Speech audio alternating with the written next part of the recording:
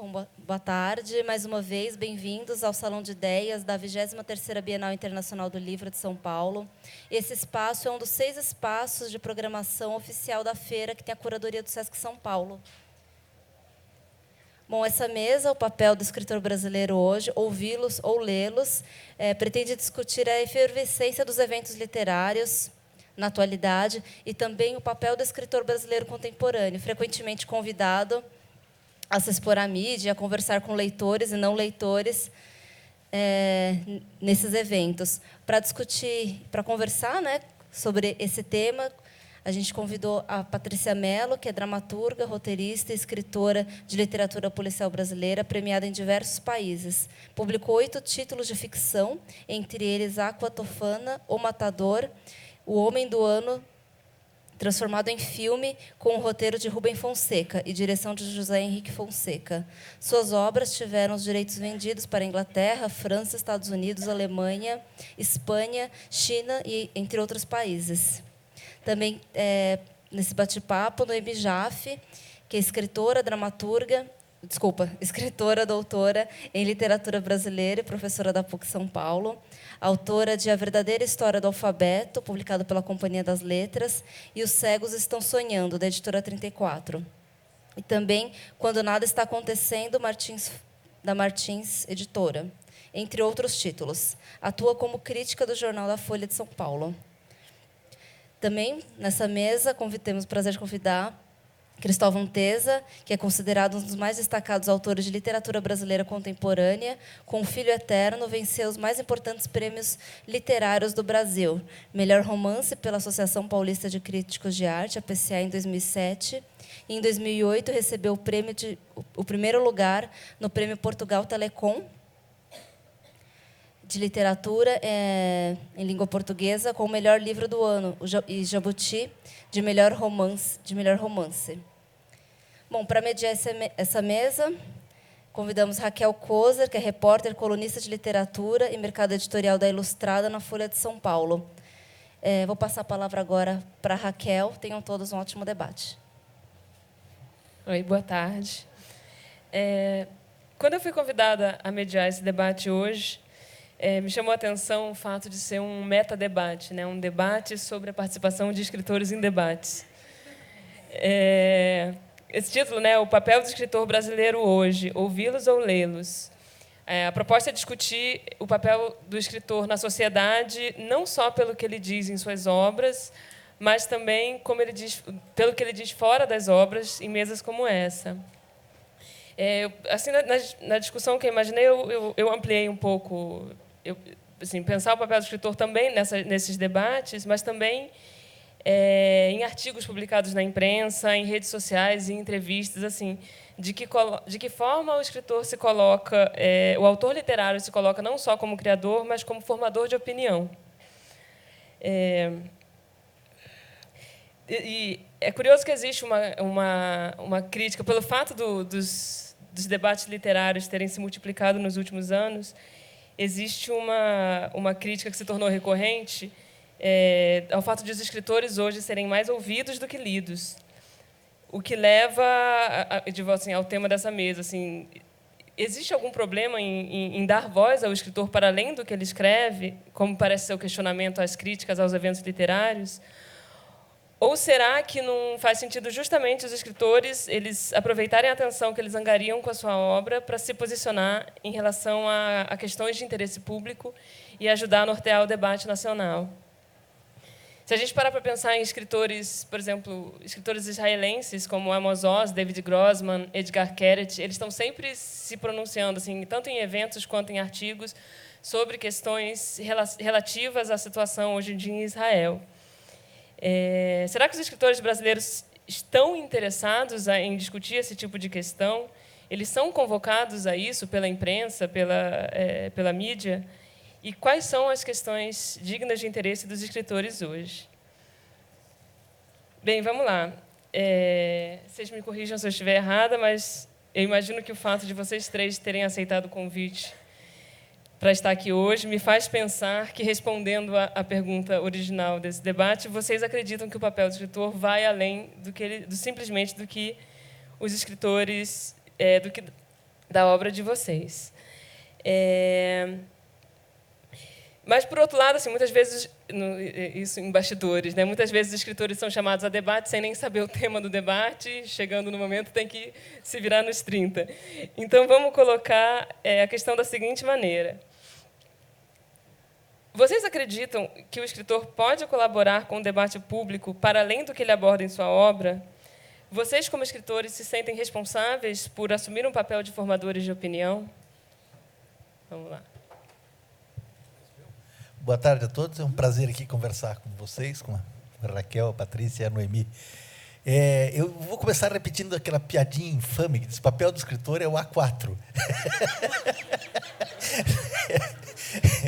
E, como toda piadinha infame, tem um fundo de verdade. Quer dizer, o que define o escritor é o livro que ele escreve, né? O resto é conversa, como essa aqui.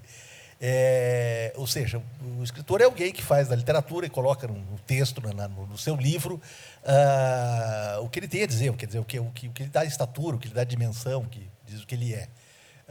Nada substitui essa produção literária. Com relação a aparecer em público, aí você tem vários casos a pensar, muitas variáveis. Uma do escritor que tem habilidade, que é performático, que gosta de falar em público, e que faz isso uma atração, né? Eu acho ótimo, tem gente que tem esse talento. O outro é o escritor tímido, que tem extrema dificuldade de falar em público, que às vezes é um desastre, que quando chama para falar, você acaba não lendo o livro do sujeito, porque a gente tem uma certa cultura do espetáculo. Não, esse cara não sabe falar, não tem. Então, esse é um problema eventual, né? Mas eu acho que é um caso à parte. Quer dizer, uma coisa é o livro, a literatura, por onde o escritor deve ser substancialmente julgado. O outro é o fato de você, digamos, participar de eventos, debates, participar da vida cultural, e também num aspecto muito interessante do Brasil de hoje, porque isso é uma coisa nova, né? Eu penso na minha geração, que eu me formei lá nos anos 60, 70, 80, não existia evento nenhum literário no Brasil, em nada. Eu passei 20 anos, nunca fui convidado para nada. Isso não existia. É uma coisa nova que surgiu depois com a estabilização econômica, ali na virada do século, na virada do século, em torno do ano 2000, pouco antes, pouco depois. As políticas culturais baseadas na renúncia fiscal, que fizeram multiplicar os eventos literários no Brasil. Hoje, praticamente, tem uma feira literária em algum lugar do Brasil, toda semana. Então, tudo isso aí, de repente, o livro passou a ser notícia, né? Para um país carente como o Brasil de leitores, quer dizer, eu acho que tudo que coloca o livro em evidência é positivo. Você pode achar todos os defeitos da Bienal, mas é uma das poucas vezes em que o livro sai na televisão. Ou seja, ele passa a ser um valor social, que é o primeiro estágio para alguém começar a ler, é imaginar que o livro é uma coisa boa, interessante, que é um valor social positivo. Então, acho que aí tem e depois tem outras variáveis a considerar, quer dizer, a questão. Quando eu falo assim, escritores, estou sempre pensando nessa raça muito específica assim, de escritores, né, essas pessoas complicadas que se dedicam à ficção e à poesia. É diferente do escritor de ciência, do escritor de jornalismo. Essa produção específica é um nicho. E ela não é um tipo de produção que trabalha necessariamente com opinião. Eu senti, por exemplo, na passagem da ficção para a opinião, quando me tornei, há 5 anos, eu fui um cronista tardio e comecei a escrever na página 3 da Gazeta do Povo, em Curitiba. E aí, subitamente, eu descobri que o jornalista, antes de tudo, é o animal com opinião. Você tem que dizer alguma coisa sobre essa opinião que é difusa na ficção, porque a opinião não é o objeto da literatura. O objeto da literatura são os homens que têm opinião. Você pega um estágio anterior, né? E aí, esse discurso direto, em que você se manifesta politicamente sobre as coisas, manifesta culturalmente, coloca-se referente, é uma coisa nova que acontece no Brasil, um processo novo, alguns traços eternamente conciliadores da produção literária brasileira que afastaram o escritor de ser uma figura relevante no debate, embora sejam politicamente relevantes, muitas vezes, né? Historicamente, o escritor brasileiro é um funcionário público, muitas vezes vinculados a centros de poder, a ministérios, a cadeias políticas de produção de cultura. Então, há traços muito específicos, diferentes da formação do intelectual na Europa, nos Estados Unidos, no Israel, que lá é uma coisa absolutamente urgente, né? Não tem. E, às vezes, a gente fica no meio desse fogo cruzado tentando se encontrar. Bom, eu só coloco esse início assim, para a gente começar a conversar sobre, passar adiante. Senão... Bom, está funcionando? Está funcionando? Não. Então eu não preciso falar. Oi, boa tarde. Bom, a tua pergunta, Raquel, me faz pensar em algumas coisas assim, de pronto. Né? Primeiro, eu penso na Clarice Lispector, sobre como foi cobrado dela que ela assumisse uma posição que, na época, diziam que fosse menos alienada. Né? Eu acho isso tudo muito relativo, porque até que ponto a gente pode dizer que uma literatura que não aborda diretamente temas ligados a acontecimentos públicos é alienada? Né? Porque a literatura, eu acho que ela é, por natureza, desalienante. Né? Porque ela faz com que você se dê conta, com que você conheça uma linguagem que é muito menos funcional, muito menos utilitária do que a linguagem do cotidiano, do que a linguagem, por exemplo, dos jornais, que supostamente não é alienada, mas que pode muito bem ser alienante, porque ela também tem um compromisso ideológico muito fechado com os patrões ou com as instituições, e a literatura é muito mais livre do que essa linguagem. Então, até que ponto, mesmo a Clarice Lispector falando de uma barata, ela não está desalienando? Né? Por que será que ela precisa necessariamente assumir posições claras sobre X ou Y, sobre partidos políticos, ou sobre a situação da universidade, ou sei lá o quê, para considerarem que ela não é alienada? Né? Tanto que ela se viu na obrigação de escrever A Hora da Estrela em função das críticas que ela recebia por alienação. Né? E foi uma coisa assim, quase que um despeito, que ela estava mostrando, olha aqui, sabe? Né? Porque é claro que a literatura dela não é alienante, embora não trate desses assuntos assim tão claramente. Então, isso é uma coisa que eu penso. Né? A literatura já é desalienante por natureza. E, quando eu escrevi o meu livro, A Verdadeira História do Alfabeto, que são histórias ficcionais, fantásticas, sobre as letras do alfabeto, uma das críticas negativas que eu recebi dizia que o livro não contempla o espinho do presente. Efeitos sonoros. Né? E eu não gostei. É claro que a gente não gosta de críticas negativas, mas eu já recebi outras críticas negativas que eu soube compreender, superar, ou, sei lá, até reconhecer como é que eu estava falando? O espinho do eu presente. Já recebi outras críticas que eu soube reconhecer e superar muito mais do que essa. Né? Essa eu achei injusta. Eu falei, poxa... E contempla o espinho do presente? Não, eu acho que o presente não não são precisa. só espinhos. Né? Eu não vejo que o presente seja necessariamente um espinho, e não acho que as obras todas precisam contemplar o espinho do presente. Né? E acho que elas estão contemplando. Se elas tiverem qualidade literária, elas estão contemplando esse espinho. Né? Porque eu acho que ele não é um só, ele não tem um rosto só. Né? Eu acho que o presente são muitos rostos, muitas vozes, falando simultaneamente, inclusive a voz do absurdo, do incognoscível, do desconhecido. Não precisa ser, eu penso que a verdade é X. Né? Então, isso é uma coisa. Isso, né, também é outra coisa que eu penso. Depois, eu concordo muito com o Cristóvão, né, sobre a personalidade dos autores, porque muita gente, quando conhece um autor, fica esperando que o prazer que ele teve ao ler o livro seja ainda ampliado na hora em que ele conhece o autor. Né? E aí as pessoas tendem, às vezes, a ficar decepcionadas com o autor quando elas veem que o autor ele é normal. Ele não é a pessoa mais linda do mundo, ele não fica o tempo todo sorrindo, ele não fala as coisas mais geniais do mundo o tempo todo. Né? Ele é um cara que fala bobagem, às vezes é um cara que, se ele for muito conhecido, ele é obrigado a dar muitas entrevistas, ele repete as coisas. Porque o processo é muito diferente de criação na fala. Né? Eu entrevistei o Amos Sosa algumas vezes, que é um homem que eu admiro demais. Né? E várias vezes em que eu conversei com ele, ele falava as mesmas coisas. Né? E daí? Né? As coisas que ele falava eram incríveis, só que eram as mesmas. Mas e daí? Eu vou ficar julgando o Amos Oz porque ele... Então, eu acho que a gente tem que saber dosar. Acho que a questão é a dose, é uma questão de equilíbrio. Né? Primeiro tem a individualidade dos autores, se ele é tímido, se ele é performático, se ele se sente bem falando. Tem a expectativa do leitor, né? De o leitor não esperar que aquele autor seja ainda melhor pessoalmente do que ele é por escrito. Tem a própria literatura, que não é necessariamente sempre um compromisso de desalienação, né, que eu acho que, como eu estava dizendo, ela já é desalienante pela própria natureza da linguagem que ela usa. Então, eu acho que é tudo uma questão de equilíbrio. E tem o dever.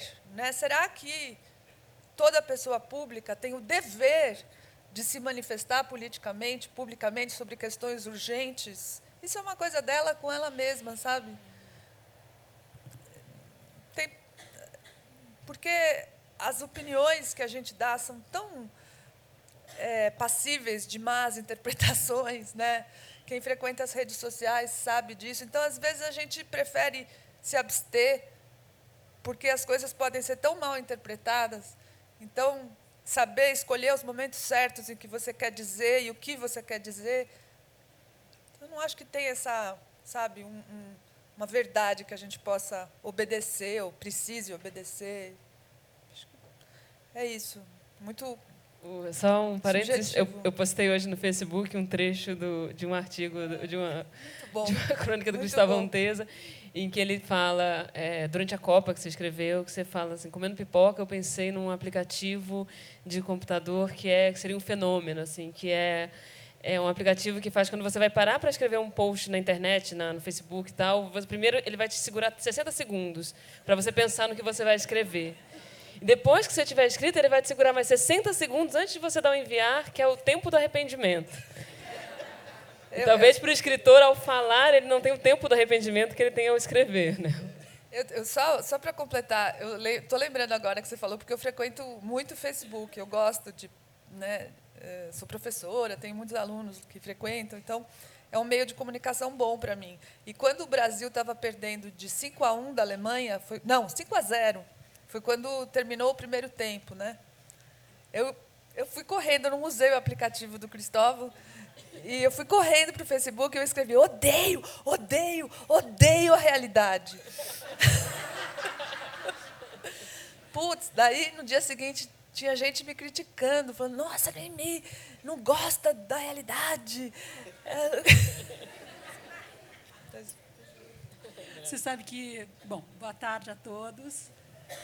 Obrigada pelo convite. Boa tarde, Raquel, Noemi, Cristóvão. É um prazer estar aqui nesse debate. Mas o curioso é que eu li esse post da Raquel hoje e alguém fez um comentário assim: mas quem é esse PSDBista falando desse aplicativo? Que coisa mais ignorante, cara babaca. Aí depois ele escreve na sequência: ops, desculpa, eu fui grosso. Mas eu acho que o aplicativo do Cristóvão ia ser um sucesso. Porque alguém fala assim: isso não ia dar certo, porque a maioria das pessoas vai, apesar dos 60 segundos e depois dos mais 60 segundos, vai insistir em falar a sua bobagem. Eu acho que não, porque esse, Cristóvão, não sei se você sabe, mas é o princípio da campanha contra a violência adotada recentemente aqui em São Paulo. Conte até 10. Né? Antes de sacar seu revólver e matar o motorista que do seu lado, conte até 10. É isso aí, mais ou menos. Bom, mas o que eu acho interessante nessa discussão é que ela me remete a um dos escritores americanos que talvez seja a maior voz da prosa contemporânea da América do Norte, que é o Philip Roth. Ele fala da síndrome de Zuckerman em um dos livros dele, que é a conexão que o leitor faz entre a imagem do escritor e a imagem do personagem, como se o escritor fosse o seu próprio personagem e compartilhasse das ideias dos seus personagens. Então, ele fala que o escritor tem que estar sempre se justificando. Olha, não é exatamente a minha posição, ou ele tem que fingir que não é exatamente aquela a posição dele que está de fato ali. Mas o fato é que eu acho que é inevitável essa conexão de autor e personagens e o autor a sua própria ficção nesse contexto da opinião. Né? O próprio Philip Roth diz que o escritor ele se encontra exatamente nos meandros, nas entrelinhas da sua ficção. A literatura é um exercício de resistência. Ainda que essa não seja a preocupação do autor, que o autor não tenha, e é até bom que ele não tenha uma preocupação com a sua função social, porque eu acho que isso é limitador artisticamente. Então, ainda que ele não tenha essa preocupação, ele é um agente que pensa a realidade, pensa no que essa realidade vem fazendo conosco e se coloca. Né? Então, não de uma forma acadêmica, não de uma forma a desejar conclusões verdadeiras e definitivas, mas é uma reflexão da realidade. É uma reflexão de uma filosofia, de um pensamento. Toda a literatura traz isso. É inevitável fugir disso. E o que eu acho interessante nesse aspecto é que, eu, pelo menos, eu sinto isso na convivência com os meus amigos escritores, é que, na maior parte das vezes, isso é involuntário. Sabe? Os escritores eles sempre vão atrás das suas obsessões, né, de entender alguma coisa. Eu tinha um amigo que era professor que ele falava, quando eu quero realmente entender algum assunto, eu dou um curso sobre ele. Eu acho que os escritores fazem isso. Quando eles querem realmente investigar alguma questão que o perturba, ele acaba escrevendo um livro sobre o assunto. Então, você não está desconectado da realidade, entendeu? O que acontece hoje, eu acho que o que acontece é que o mundo midiático e a própria revolução tecnológica pela qual nós passamos, ela insere o escritor, quer dizer, ela retrata o escritor de uma maneira diferente. O escritor ele já não é só mais o autor, mas ele é a figura também do Facebook. Imagina, você antigamente não tinha acesso aos seus escritores. Hoje, grande parte dos escritores que eu admiro, por exemplo, eu encontro nas mídias sociais, eu falo com eles, às vezes não são meus amigos, mas a própria Raquel é uma jornalista que eu admiro, e eu não conhecia a Raquel, mas eu frequento o Facebook dela, a gente eventualmente conversa. Então, você acaba se colocando pessoalmente também, e não mais como autor, mas como cidadão. Eu acho que isso é uma coisa que mudou recentemente. O escritor tem um espaço agora, e ele exerce esse espaço de se colocar também como um cidadão e, eventualmente, discutir questões que estão na pauta. Eu, por exemplo, me preocupo muito, e na minha obra isso já está muito definido, que é com a questão da violência. É um tema que, desde o meu primeiro romance, me atrai demais.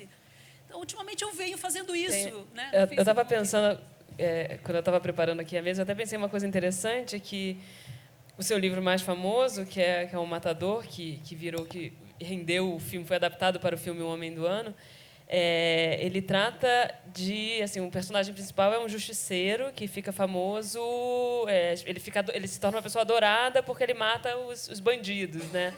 E o livro se tornou extremamente atual esse ano, no comecinho do ano, quando começou o debate sobre linchamento público, né, sobre o rapaz que foi acorrentado nu a um poste e a população aplaudiu o fato dele ser linchado. É interessante isso, né? Você pega um livro da década de 90, 94. E é interessante que, naquela época também, né, a questão da violência era tão complicada que teve uma CPI do crime de extermínio, né? Regiões assim periféricas a São Paulo, assim, tipo Capão Redondo, por exemplo, era muito fácil você contratar um matador profissional. E você era não só fácil, como havia naquela época já uma tabela de preço para execução, né? Então, se você quer exterminar um assaltante pequeno, era X, um assaltante, um estuprador era Y, né? E é curioso porque eu vejo realmente um paralelo entre o que acontecia na realidade da década de 90, em termos de violência, e o que acontece hoje. Eu acho que tem aí um paralelo. Não é à toa que essa conexão que você faz, ela vem à tona, porque acho que a gente vive momentos em que realmente tem alguma semelhança. Vocês três publicam ou já publicaram na imprensa artigos em que abordam questões nacionais. Só para ficar em alguns exemplos recentes. Bem, o Cristóvão Teza ele tem uma coluna semanal, então é um pouco mais simples, mas eu lembro que você comentou durante a Copa mesmo, você fez críticas à Copa, e, se eu não me engano, foi o de hoje o artigo que você fala das limitações da militância política, que não à toa um amigo meu chama de limitância política. Limitância política. A Noemi fez um que eu me lembro recentemente que repercutiu bastante, que foi uma resposta ao texto do Pondé, do colunista da Folha, que é um colunista bastante conservador, e que ele desqualificava o pensamento de esquerda, e ela fez uma resposta a esse artigo. A Patrícia tem um desse ano também sobre segurança pública, que é o assunto que lhe interessa. Você fala sobre o genocídio autorizado, da impunidade aos crimes no Brasil, enfim. E aí eu me pergunto, assim, vocês têm espaço, acho que todos vocês estejam um espaço fixo ou um espaço que vocês possam pedir, assim, qualquer um deles, geralmente um escritor, quando pede um espaço na empresa, tem uma ideia de um artigo, escreve para o editor do jornal, perguntar, interessa a vocês, tenho interesse em escrever e tal. Então, eu queria saber, assim, o que impele vocês a abordar algum assunto publicamente, saber o que impele vocês a abordar o assunto publicamente, um assunto polêmico, sabendo principalmente que hoje em dia, como a Noemi comentou, assim, as reações estão muito acirradas, assim, existe muita raiva nas reações que um simples artigo pode causar.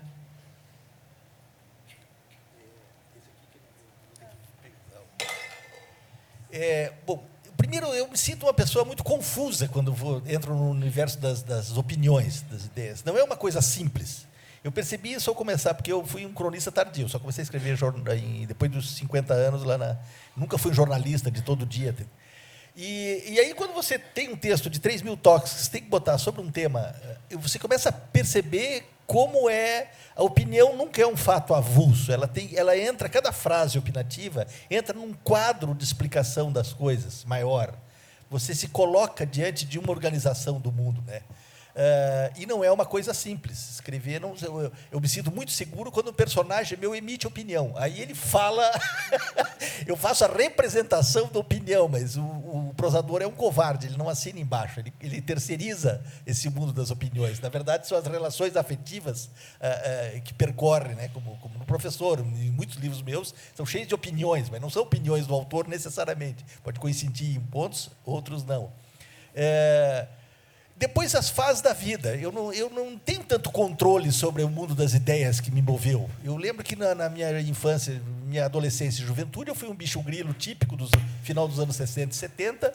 Fui para a comunidade de teatro, tinha uma visão meio irracionalista do mundo, era contra tudo, até lá o final dos anos 70, 77, não fui para a universidade, não fiz nada. Claro que isso aí me deu um tipo de olhar sobre o mundo.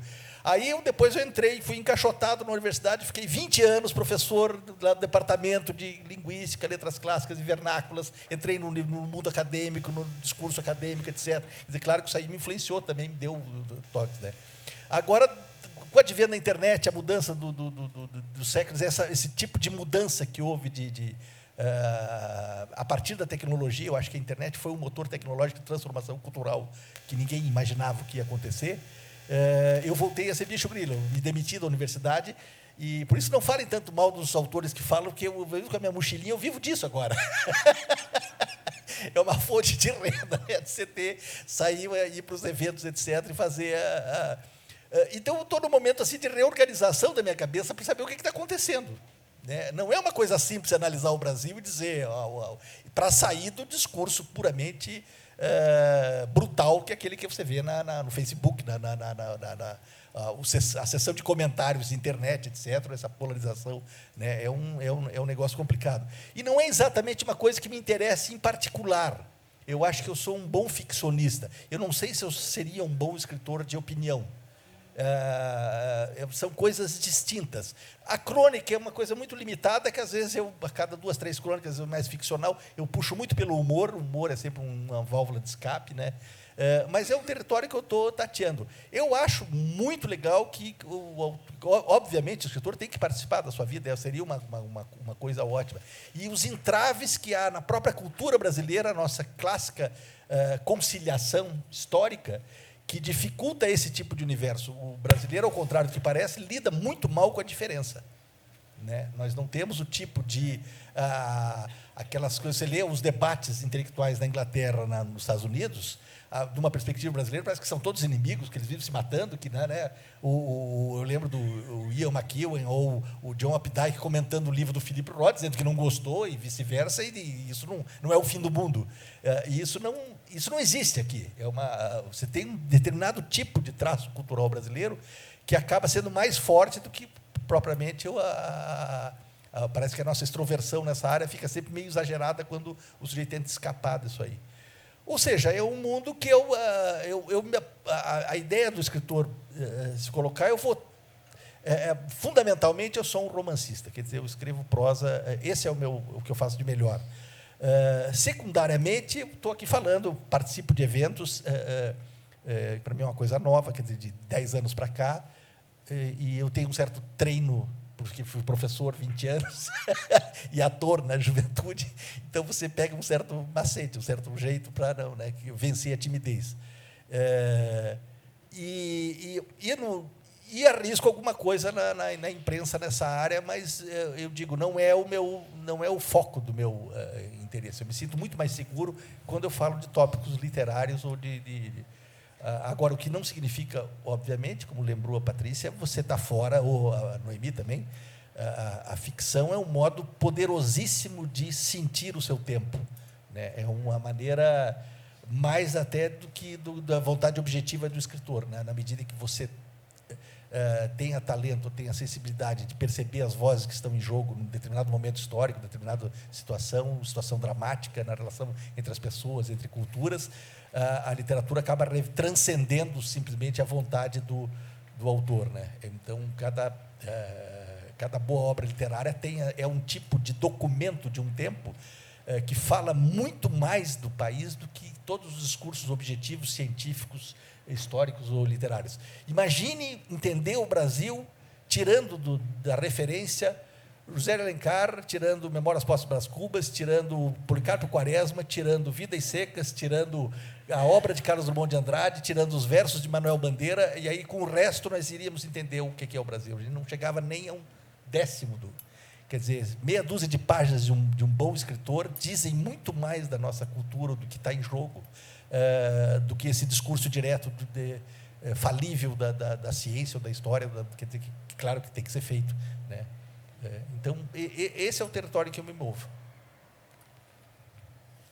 Bom, falta pouco para falar, né? Depois do que ele falou, acho que essas últimas frases dele, para mim, são definitivas, né? Sobre como esse discurso indireto literário é o lastro da nossa cultura, é a formação do nosso olhar sobre o Brasil. Mas, tentando responder mais diretamente à tua pergunta, eu tenho um blog, tenho a minha participação no Facebook, onde eu acho que eu me manifesto razoavelmente sobre acontecimentos cotidianos, que me impelem pela urgência ou pela minha discordância com o que está acontecendo. Mas coisas mais particulares que me fazem ter vontade de me manifestar de uma forma mais extensiva, eu acho que é essa ascensão do conservadorismo, do pensamento conservador no Brasil, que, para mim, é muito ostensivo e que tem uma adesão imediata, muito rápida das pessoas, e essa penetração, que, para mim, é nociva, da revista Veja, por exemplo, né, dos colunistas, de alguns colunistas da revista Veja. Isso me faz ter muita vontade de falar. Você Mas, espera 60 segundos? sim, agora eu estou aprendendo a esperar 60 segundos. Especialmente quando o assunto é relacionado à arte e à escrita, que isso tem acontecido. Então, eu tenho vontade de falar.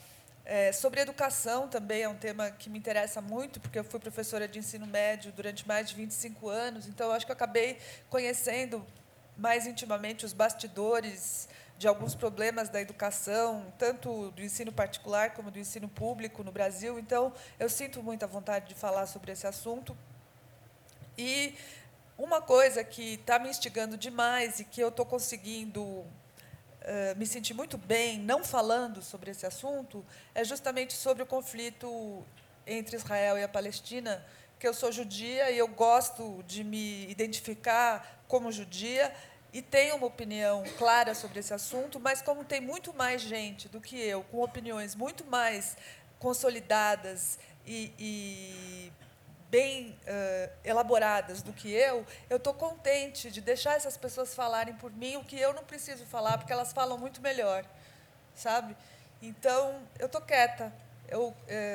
Agora estou pensando milhões de minutos antes de falar qualquer coisa sobre esse assunto. Só por curiosidade, eu até sei, mas para quem, qual que é o seu posicionamento sobre essa questão? Você pode indicar os autores. Jornalista, né? Bom, eu sou a favor da desocupação de Gaza, né, de que os israelenses devolvam, de que Israel, não os israelenses, Israel devolva os territórios ocupados e que tente fazer negociações de paz. Essa é a minha posição. Por outro lado, eu também tenho uma posição muito clara sobre uma ascensão do antissemitismo que está surgindo junto com a condenação à ocupação de Gaza. E eu percebo isso acontecendo. Então, minhas opiniões são mais conciliadoras, mais agregadoras do que as que têm surgido na internet, que eu vejo com muita preocupação. Muita preocupação. Dizeres antissemitas, né, que as pessoas nem se dão conta e que são extremamente antissemitas, vindo das pessoas menos, menos previsíveis, as de quem você mais esperaria, né, uma posição esclarecida, têm assumido posições etnicamente racistas, preconceituosas mesmo. Então, como tem muita gente, tem vários grupos já estabelecidos que estão emitindo opiniões muito boas, eu deixo eles falarem, sabe? Eu estou quieta. Patrícia. Eu estou numa barca diferente da Noemi. Eu também sou judia, e exatamente por ser judia, eu acho que é um momento que a gente tem que se colocar, sobretudo porque essa questão antissemita ela é gravíssima, e ela eu estava recentemente numa viagem, e até agora são mais de 1.000 famílias judias que vivem só em Paris querendo fazer aliá, ir para viver em Israel, porque 2 semanas atrás a minha filha que vive lá falou: mãe, é uma loucura, entendeu? Eu vi uma passeata agora fora judeu, entendeu? Acho que a gente vive um momento perigosíssimo do antissemitismo, né?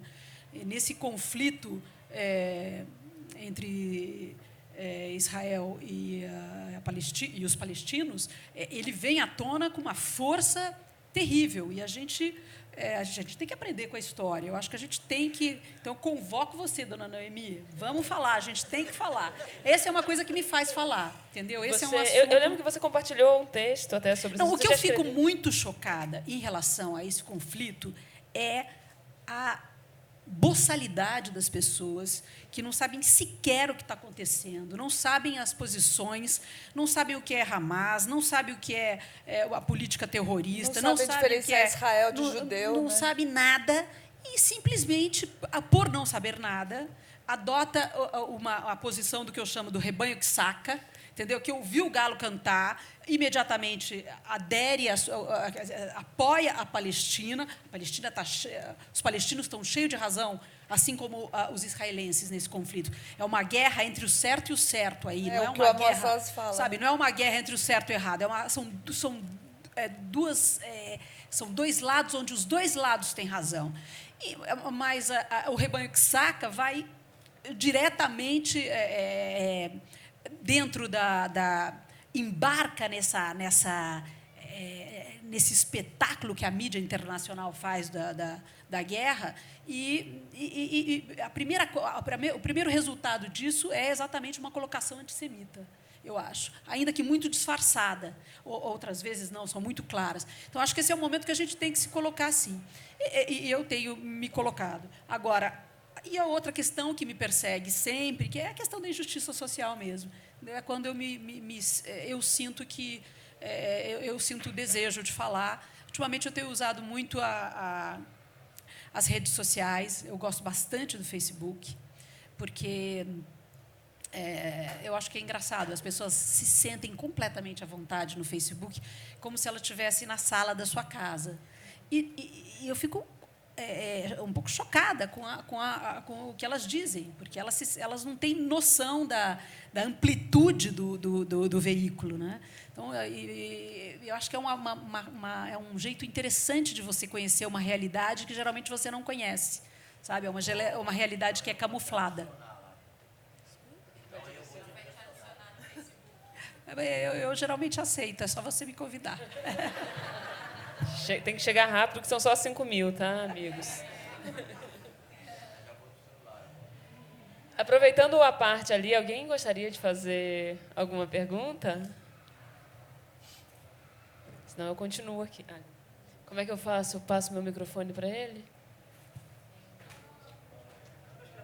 Você consegue? Eu queria saber, até que ponto as editoras também exigem que o autor participe de eventos para se divulgar, se isso deixa confortável o autor também?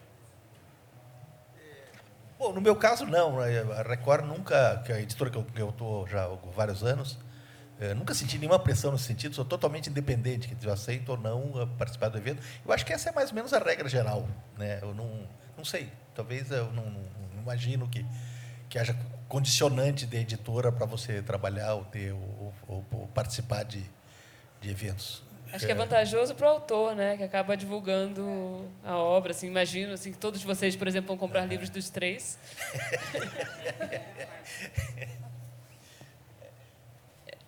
Gente, quer fazer?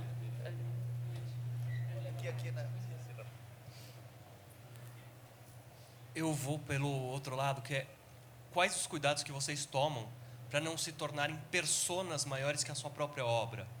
E eu dou o exemplo aqui, ano passado, a Bienal passada teve uma palestra de um autor que era um showman, que veio, começou a dar o show, e um outro autor que não se caracteriza por ser um showman, mas que é uma pessoa também que gosta de dar palestras e falar e ser polêmico, veio dar patada e quase saíram no braço. Queremos nomes. Eu te passo por Facebook, Raquel, fica tranquila, eu tenho você lá. Você sabe muito bem qual é essa história.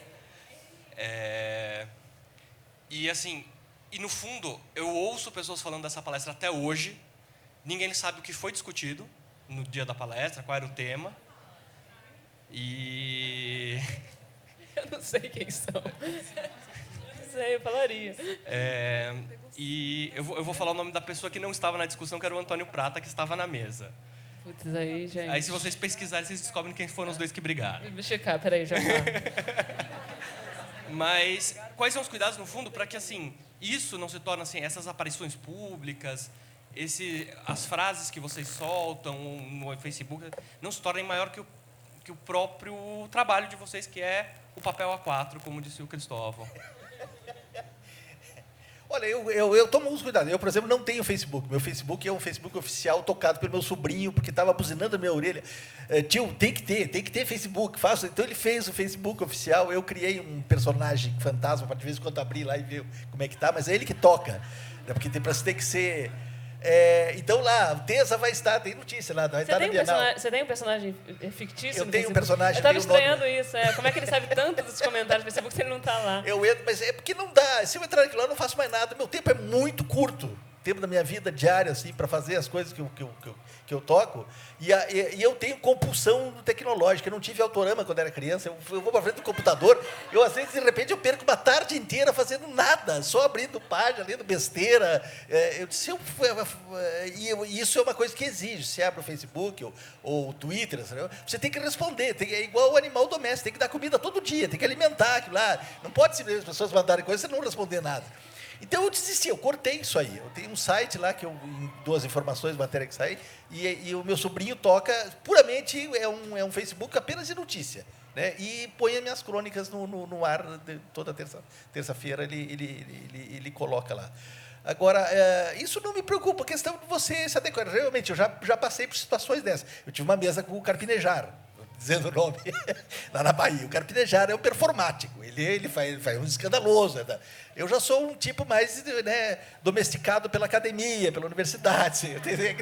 Eu fui leitor do Júlio Verne, do Conan Doyle, do Monteiro Lobato, então, assim, iluminista, né, acredito na razão, no progresso e tal.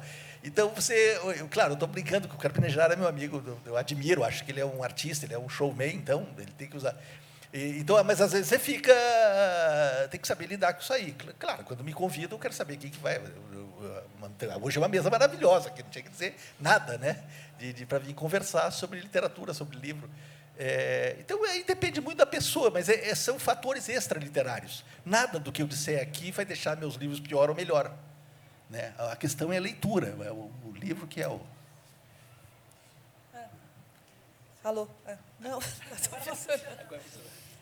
olha, eu também não preciso tomar muito cuidado, porque eu acho que eu também sou razoavelmente discreta, assim, não fico... E eu tenho ficado um pouco mais quieta do que eu costumava ficar. Eu falava com mais urgência do que eu tenho falado. Mas isso é mais... Noemi, só um parênteses. Você, assim, embora você tenha livros publicados ali desde 2001, acho que seu primeiro, né? Assim, você começou... A sua obra literária, digamos assim, começou mesmo em 2011, né? Não, 2005. 2005 a poesia. Tá? Mas, assim, você fez uma sequência de lançamentos a partir de 2011. Que foi quando você começou a se tornar um rosto mais conhecido também, eu acredito. Isso tem a ver com o fato de você estar mais comedida ao falar? O fato de estar mais conhecida, de estar mais exposta. Sim. Sim, claro. Antes de eu me tornar mais reconhecida, nem havia esse problema, né, de persona literária, porque ela não existia. Então, eu não tinha que me conter, né? Então, agora eu tenho tentado me conter um pouco mais, mas não que isso venha... Isso é mais por uma questão individual, não é para atrapalhar, não é porque atrapalha, porque a persona supere o texto.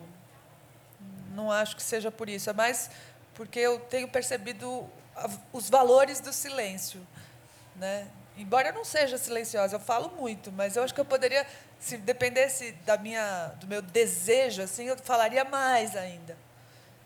Então, eu tenho falado um pouco menos, só isso, mas não é porque a persona atrapalha a escritora, é só porque eu acho que o silêncio também diz muita coisa. Eu acho que, na verdade, o espaço que se dá ao autor ainda é muito pequeno para ele se preocupar com isso, né? Geralmente ele fica em nichos em que isso não é diferente do ator, por exemplo, ou, né, ou do artista como da música popular, né, que tem muito mais, né? A gente tem uma visibilidade muito boa, porque é uma visibilidade muito pequena, na verdade, né, que te permite transitar com certa tranquilidade, né? Desculpa só, mas você acha que é um fenômeno brasileiro, se você comparar com a visibilidade que escritores têm em outros países? Eu acho que em outros países o que acontece é, por exemplo, a quantidade de eventos literários, de feiras, e o valor que se dá à educação transforma imediatamente o autor já numa outra figura, né? Aqui a gente tem problemas graves na educação, os nossos eventos literários não são muitos, então o espaço que o autor ocupa na sociedade é muito menor comparativamente ao que ele tem, por exemplo, na França, na Inglaterra, nos Estados Unidos e tal.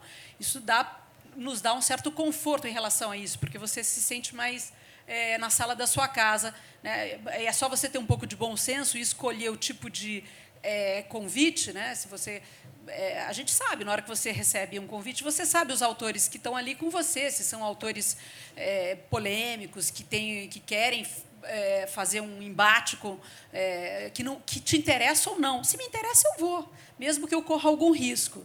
E se não me interessa, se não é um assunto que me interessa, é só uma questão de bom senso, assim, de ver até onde eu quero me expor, não por uma questão de visibilidade, mas por uma questão que interessa a minha literatura ou a minha atuação como cidadã. Oi. Eu sou de São Luís, no Maranhão, e tenho orgulho de dizer que lá a gente ainda tem um poeta vivo, que é o Ferreira Goulart, que eu considero um escritor, um poeta, um artista, porque ele faz de tudo um pouco. E há alguns anos eu sempre gostei muito da obra dele, eu pesquisei, mas tinha muita vontade de ter um contato, de conhecer, até porque ele se coloca de uma maneira muito, muito arisca. Não sei se vocês também percebem assim, mas eu, como maranhense, nós maranhenses, o vemos assim. E aí eu decidi conhecer mais a obra dele. Cada vez que eu conhecia, que eu lia, eu tinha vontade mais de saber quem era a pessoa, se ele era magrinho mesmo, se ele era daquele jeito. E aí, quando eu li Rabo de Foguete, eu li de novo e falei, eu acho que eu estou apaixonada por ele, né? Falei, cara, ele precisa saber disso. E aí desenvolvi um trabalho lá, tive até o prazer de toda a família dele estar presente, mas ele não, né? E no melhor teatro da cidade, que é o Arthur Azevedo, que é uma coisa linda. E passei mais de 7 meses me dedicando a isso, mas terminou tudo e eu achei, eu não quero mais. Eu queria conhecê-lo. Descobri que ele morava em Copacabana, na rua do Duvier. Fui para a porta, fiz tudo. Você é um stalker, né? Não, coisa de tipo artista mesmo, sabe? Eu digo, o cara daqui a pouco vai. E eu estou aqui, vou ficar sem conhecer, né? Achava que estava apaixonada mesmo. E aí eu peguei, mandei, escrevi uma coisa muito assim, no pulo, e eu acho que ele leu e achou que eu estava, de fato, eu não disse, mas disse. E aí, um dia, chega um e-mail para mim, gente, era o e-mail dele, que eu guardo com o maior carinho. Então, assim, esse depoimento é só para dizer que é muito bom para a gente que gosta da obra de vocês ouvir. Eu já li muito, Cristóvão, e estou muito, muito, muito feliz de poder saber que tu é até mais do que eu já li. Tá bom? Então, apareçam mais. Não tem problema ser estrela um pouquinho, não. O Ferreira Goulart, inclusive, é hoje provavelmente um dos escritores que mais se posicionam politicamente, semanalmente na Ilustrada. Depois... E ele tem medo de avião, viu? Acho que é por isso que ele não foi para São Luís. Oi, depois... Pode falar. Boa tarde. O autor, ele é um progenitor de uma das artes que mais se mesclam ao nosso eu intelectual quando nós acolhemos esse contato, seja numa mudança de opinião, seja na reflexão de vida. E eu queria saber se esse impacto não geraria no autor uma força, uma obrigação por parte do autor em ser parte da vida da pessoa como um ídolo, como alguém que se espelhar, alguém que ter esperança e até se apaixonar.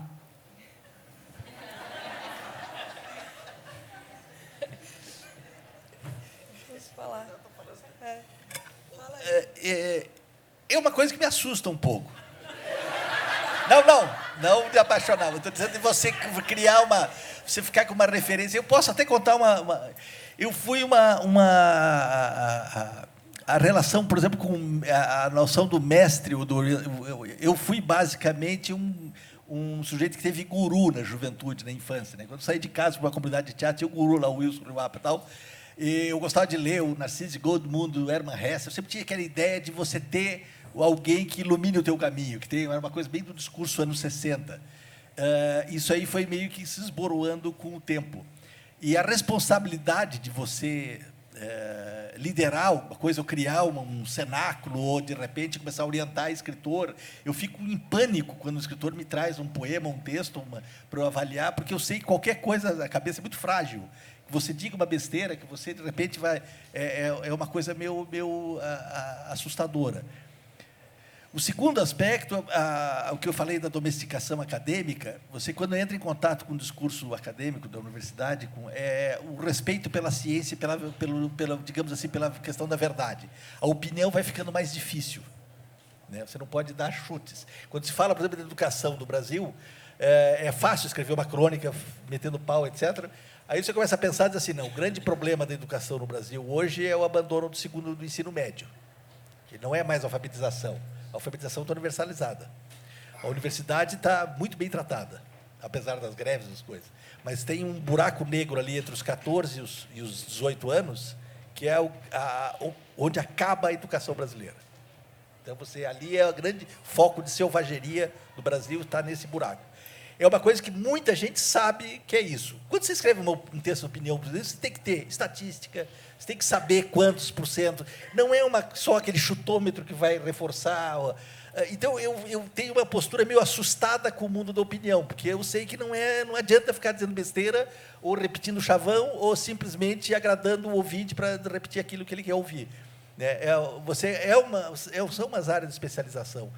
E essa questão da liderança do escritor, eu tenho uma postura mais reservada. Assim, eu tenho medo de assumir esse lado mais assim de showman, do sujeito, do autor, que é o cara que dá opinião sobre tudo, ou que tem é uma timidez. Talvez porque eu seja de Curitiba.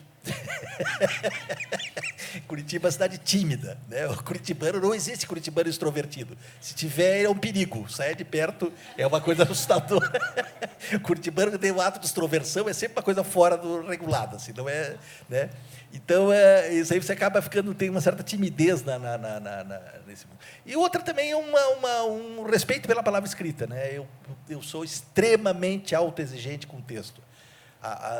Essa crônica semanal eu mando 4 vezes para a Gazeta. Mando lá, reescrevo. A segunda tarde eu ainda estou mandando uma frase lá, então eu não tenho essa prática jornalística de você ter que tocar, mesmo que o jornal vai fechar, vai ter. E aí também é um mundo que eu tenho que tomar cuidado, né? Mas a essa altura da vida eu tenho que obedecer a minha própria sensibilidade, o jeito de ser. Eu não quero mais transformar em ninguém. Eu sou exatamente isso, quer dizer. E tive uma boa educação, porque durante 20, 30 anos ninguém me convidava para nada, não falava nada, quer dizer, vira um anonimato total como escritor, né? Isso deu uma casca grossa, assim. Daí, quando as coisas começam a acontecer, você já está com uma boa experiência. Hoje é completamente diferente, né? Hoje, aos 17 anos, o sujeito já está... o tempo entre escrever o poema, mostrar para alguém, botar para 10 mil pessoas na rede é 60 segundos. Bom, você me fez lembrar, quando eu era pequena, adolescente mesmo, eu tinha, não sei se você provavelmente não conhece, tinha um aparelhinho chamado Rotex. Claro que você não sabe o que é.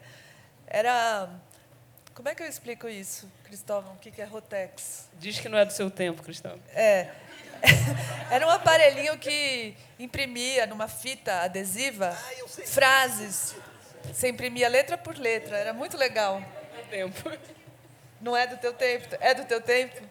Então, a gente colocava uma fita adesiva colorida e imprimia qualquer coisa. Você ia imprimindo letra por letra, ficava em relevo.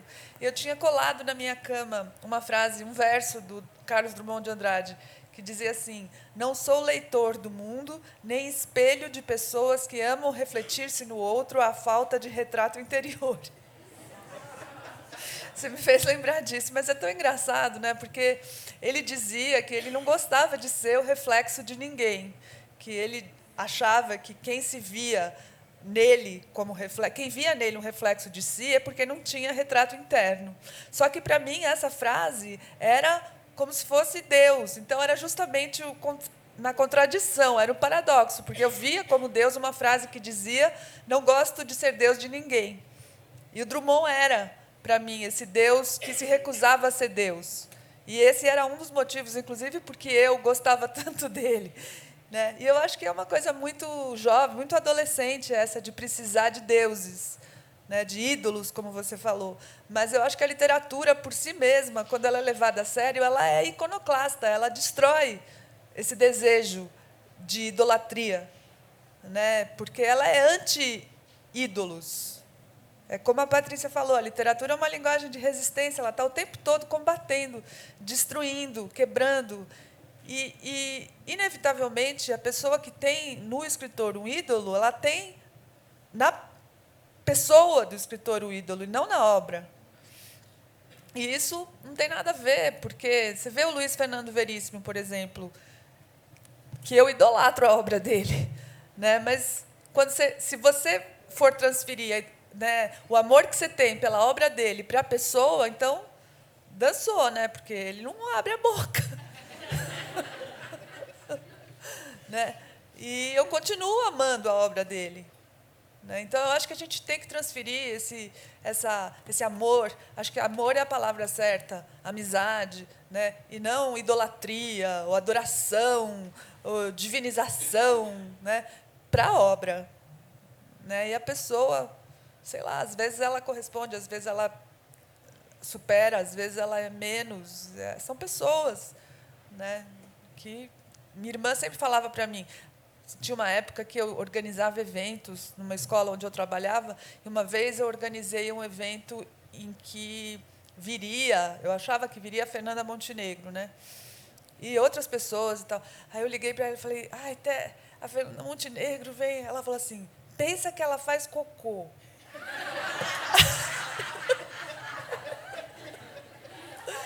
Aí eu falei, nossa, que legal. Então, isso resolve muita coisa na vida, eu acho. Se pensar que o Mick Jagger faz cocô, tá ótimo. Não, mas eu acho que você também consegue separar exatamente o autor da sua obra se você pensa no oposto. Quando o autor... caso do Cellini, por exemplo. Né? O Cellini foi um autor declaradamente antissemita, com uma atuação importantíssima no sentido de engajamento, né, no antissemitismo. Ele denunciou judeus e, no entanto, a obra dele é indiscutível, está ali, entendeu? Não interessa se você ama, se você odeia ele, a obra dele né, na minha opinião, o Cellini fez pela literatura francesa o que o Joyce fez pela literatura de língua inglesa, sabe? Ele é um revolucionário, a obra dele é paradigmática, não tem como você... Então, essa associação do autor à obra é uma coisa que eu acho que ela é muito... localizada no tempo presente, sabe? Quando você cria uma certa perspectiva da obra do autor, a figura do autor se perde e fica a obra, entendeu? E você consegue ver, né, você consegue ver a obra sem o seu apêndice, sem o autor, né? Porque o que é importante na obra, nesse contexto, né, de como ela impacta a vida do leitor, é porque a literatura ela é um espaço do exercício da alteridade, né? O que é importante é que ela provoca em você essa percepção do outro, né? Você, por exemplo, que é uma pessoa que é completamente indiferente à questão dos judeus e dos palestinos, ao ler uma obra do David Grossman ou uma obra do Amos Oz, vai ser inserido nessa discussão de uma forma que vai poder ver o outro, entendeu? Você humaniza esses conflitos, você humaniza essas realidades e coloca o leitor numa situação dele poder vivenciar, pensar, passar a ter ideias. Quer dizer, essa não é a função do autor, e nem estou dizendo que o autor pensa nisso, mas isso naturalmente ocorre, entendeu? Então, essa ideia do autor como uma celebridade, ou do autor como um personagem, eu acho que tudo isso é menor diante de uma discussão realmente séria sobre o papel da literatura dentro da sociedade, da formação de opinião, entendeu? Boa tarde. Meu nome é Germano. Eu queria fazer uma pergunta, como o debate aqui é sobre o papel do escritor hoje, e como a Noemi ou a Melo também falou, a respeito da sociedade, né? O papel social. Então, eu gostaria de saber de vocês, dos três, qual a importância, né, do papel, e se vocês conhecem a literatura marginal. Essa literatura que está em evidência, né, nas periferias do Brasil. Minha pergunta seria essa para vocês. Deu para entender? Eu acho muito importante. O Brasil passou por uma... fazendo um recorte assim, da nossa história da leitura no Brasil, até os anos 70, você tinha uma faixa muito estreita da população brasileira que, de fato, lia, que, de fato, eram ali uns 20% concentrado em ambiente urbano. De lá para cá, nos últimos 50 anos, o Brasil passou de um país que era substancialmente agrário para um país substancialmente urbano. E o acesso à alfabetização, quer dizer, o livro hoje, a palavra escrita, se disseminou brutalmente, comparativamente, àquele mundo tranquilo que você tinha de separação entre campo e cidade, que era a marca até os anos 50, ali, 60. O segundo aspecto, a internet devolveu a palavra escrita para a vida das pessoas. Porque até a era da televisão, ali, que foi até o ano 2000, 1990, a televisão é ágrafa, a televisão é pura oralidade. Você tinha uma população que vivia só pela oralidade. A internet obrigou as pessoas a ler e escrever. Quer dizer, mal e porcamente, mas ela passou a ser um valor social, devolveu. Isso, a literatura pegou um carona nisso aí. E, fato contínuo, você começa a ter toda uma margem da população que nunca teve acesso a isso aí, que começa a se manifestar por artes, literatura, pela música, por tudo isso aí. Quer dizer, eu acho que é um fenômeno fantástico, é um negócio importante. O que eu não sou é um relativista. Quer dizer, eu acho que a literatura não é uma arte ingênua, ela é uma arte ela não é a histórica, todo escritor tem que conhecer a história da literatura. Ela é uma escolha cultural que você faz. Eu não acredito assim que todas as opiniões são iguais, porque são opiniões de um ser humano. Eu não naturalizo a questão da cultura. Eu acho que entre natureza e cultura tem questões sociais e questão cultural. A cultura é um mundo de escolhas que você faz. Eu não posso deixar de estar no lugar onde eu estou e responder por ele, e de fazer opções claras do que eu quero, do que não quero, e a literatura transita nesse valor. Então, acho que é um longo caminho também para essa literatura periférica adquirir um status de transcendência. Quer dizer, que não seja simplesmente o seu discurso sobre si mesmo, da satisfação da condição imediata, mas que seja capaz de conversar em estágios mais... Então, é um ponto de vista, talvez conservador ou elitista, mas é como eu vejo. Eu acho que a literatura não é uma arte ingênua, ela é uma arte de construção histórica assim, bastante sofisticada, né? Agora, o fenômeno é altamente positivo justamente por isso. Quer dizer, você está universalizando a ideia de literatura e o valor social do livro, o valor do que ela significa na representação do mundo e das pessoas.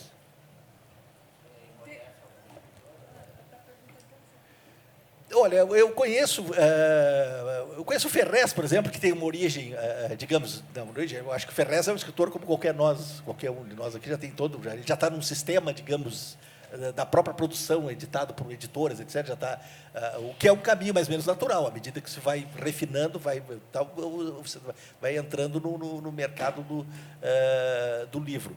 Participei lá através da FLUP, se não me engano, um evento que é justamente nas periferias da cidade, em Curitiba, estive lá com a produção local. Quer dizer, eu acho que é um fenômeno vivo que está acontecendo e que certamente vai ter consequências a médio e longo prazo de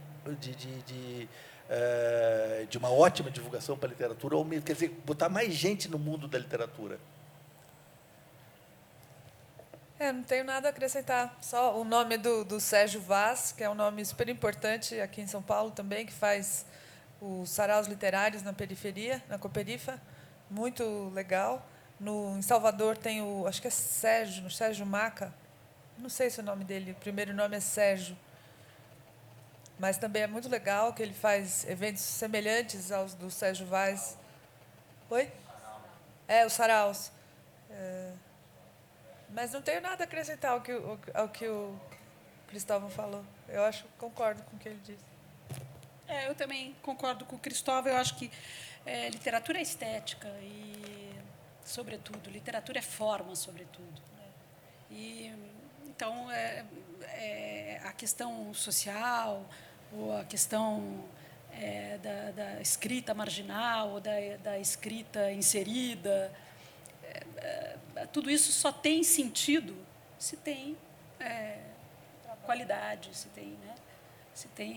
Senão, ela pode ter uma importância social, como bem disse o Cristóvão, mas não significa que ela é uma militância, faz com que as pessoas leiam mais, o que já é maravilhoso, né? E se expressem mais. É um lugar para elas ocuparem, né? E a escrita também. Você, tá. Gente, eu acho que vai ser a última pergunta, tá? Pelo nosso horário aqui. É uma pergunta meio com duas partes, né? Você está falando essa questão israelo-palestina, e isso me remete a uma constatação que a gente vive hoje uma era de muitos extremos. As pessoas têm posicionado de forma muito extremista, assim, né? Não tem uma reflexão sobre as posições, inclusive, né?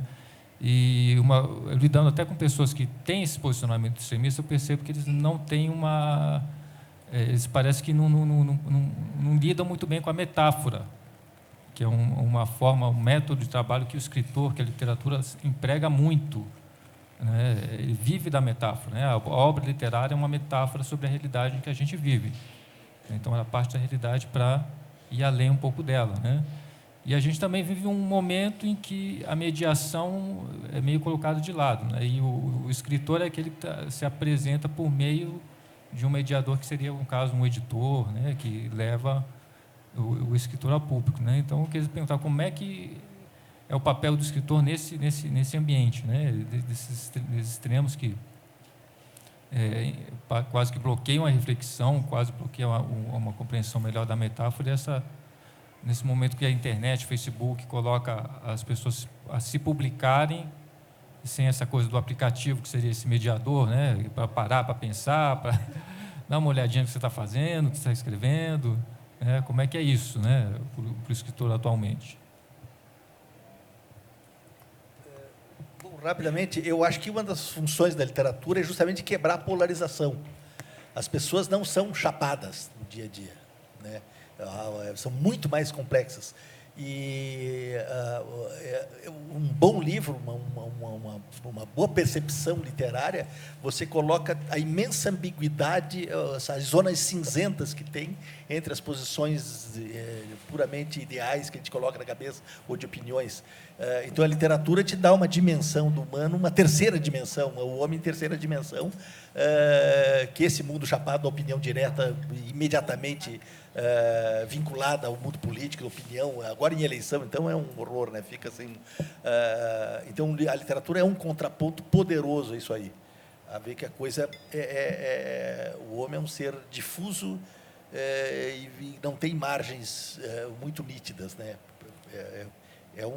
Digamos que é um antídoto para essa polarização emburrecedora das pessoas. Outra vez eu concordo. Ele é o mediador dela.